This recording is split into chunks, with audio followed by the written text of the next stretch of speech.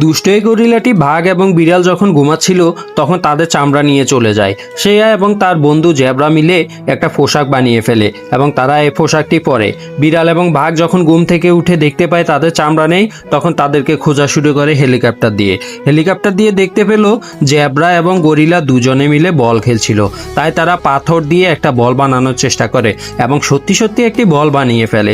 লোহা দিয়ে বানানোর পরে এই বলটি যখন মাঠে রেখে আসে তখন গরিলা এবং জেব্রা আবার খেলার জন্য চলে আসে। আর যখনই এই পাথরের বলটিকে নিক্ষেপ করে তখন বলের সাথে গরিলা অনেক দূরে গিয়ে একটা বিল্ডিংয়ের উপর পড়ে এবং জেব্রাটির পা ভেঙে যায়। এতে করে বাঘ এবং বিড়াল দুজনেই অনেক খুশি হয় এবং তারা গরিলা এবং জেব্রার সকল পশম কেটে ফেলে এবং তারা দ্রুত পালিয়ে যাওয়ার চেষ্টা করে। এতে করে গরিলাটি অনেক ক্ষিপ্ত হয়ে যায় এবং তাদেরকে দৌড়ানো শুরু করে, কিন্তু সে ব্যর্থ হয়। এরপরে সে একটা ক্ষেপণাস্ত্র অর্থাৎ একটা রকেট বোম আবিষ্কার করে এবং বিড়াল এবং বাঘের উপর নিক্ষেপ করার পরে তাদেরকে অনেক দূরে ফুটিয়ে দেয়। এতে করে তারা অনেক ক্ষিপ্ত হয়ে যায় এবং তারা অনেক শক্তি চায় এবং বলে শক্তির জন্য তোমরা লাইক এবং সাবস্ক্রাইব করে দিতে।